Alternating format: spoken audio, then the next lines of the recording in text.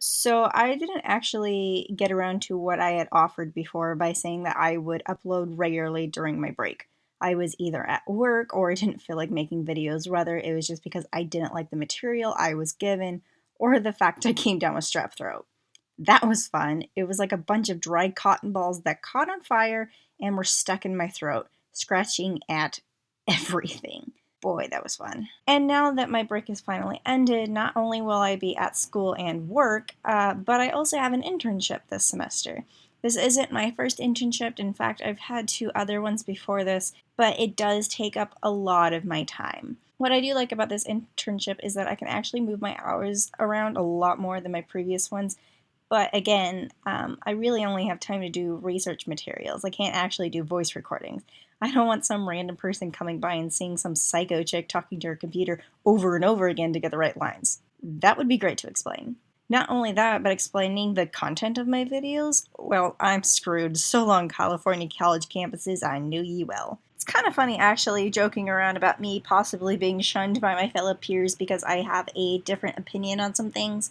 I wonder if this Trump supporter feels the same way. She has called me names and insulted me just for sitting down the seat saying that I came here to celebrate today.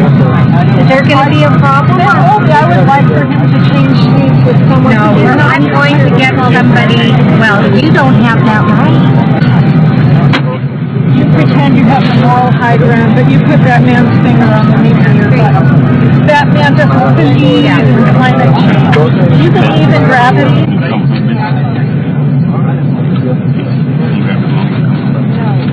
I paid for this seat and I'm sitting. He is in my space. Oh, she's causing hostility.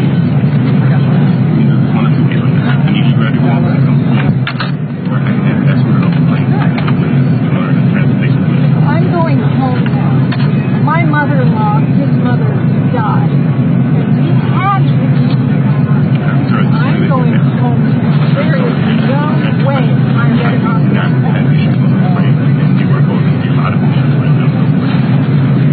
Fine, I'll be quiet. I'll just be quiet. I talked to Chapman.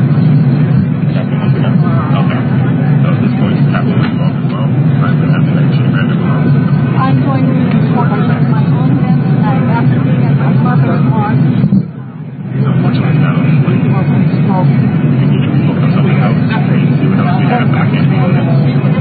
My husband lost his mother.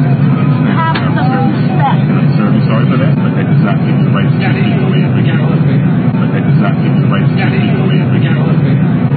What a pretty face to see it since the day quiets down. How would that be? I'm early at this point. Captain's already been called. Captain doesn't know his job. What y'all expect? Try that. Please ask him again if we can settle down if I can be okay. My husband lost his mother. I don't know how much of a bigot you can get, but she was literally asking the flight attendant to move the guy because she doesn't like how he voted. I applaud this flight attendant and how patient he was with her. The definition of being a bigot is not just someone hating on people of color or the LGBT, it's also hating people on their beliefs because of their political views. Not all conservatives are evil bigots, and not all liberals are retarded. This happens on both sides. It's just, as of right now, the left is making a bigger habit of being violent, like smashing windows and setting women's hair on fire.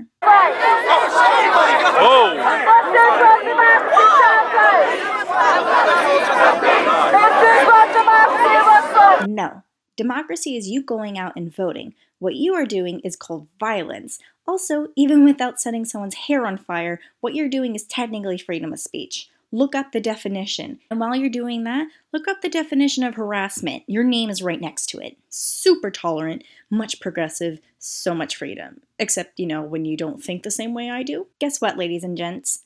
I voted for Trump. Yes, that's right. I voted for Trump. I was for a few months before the election on the fence whether or not to vote for him or not, but I decided to go for it even though I wasn't the biggest fan and I do have some issues with him, especially Mike Pence. But you want to know something? My best friend voted for Hillary Clinton because she couldn't stand Trump. And you know what happened? We argued for a little bit and went on with our date, and she is still my best friend. I know, such a weird concept, being friends with someone you barely politically agree with, especially in this day and age. Shocker. It can happen. Not everyone is completely polarized to one side or the other. Look, there are legit reasons to be concerned about Trump's presidency, and I believe that people have the right to address these concerns. But what I do not agree with is targeting people and how they voted. That is not democracy. That is bullying people because you didn't get what you wanted, and you won't get your way again until you realize that this type of behavior is not okay. God, I feel like I'm watching a bunch of toddlers. You make me not want to have kids because I'm scared they'll turn exactly the way this is. So thanks for that. I, for one, am going to give Trump a chance. I probably won't like everything he does, and he is not perfect. But I hope for this country that he will do well. And maybe also take out ISIS. That's all I got, guys. I really don't want to talk about politics for the time being. It's not even my strong suit, to be honest with you. I do enjoy it, but I think I'm a little too idealistic for it. I don't know, whatever. Regardless on how you voted or whether or not you live in this country, stay safe and try not to kill each other, okay? Talk to you guys later. Coverage of the presidential inauguration from NPR News, and you can hear the 21-gun salute in the background. Another signal that for all of that resistance, for all of that opposition, Donald J. Trump is now president of the United States.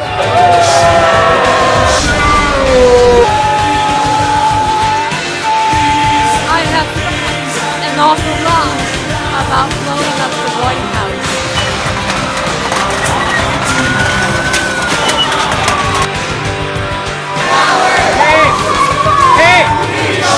Hey! This is library.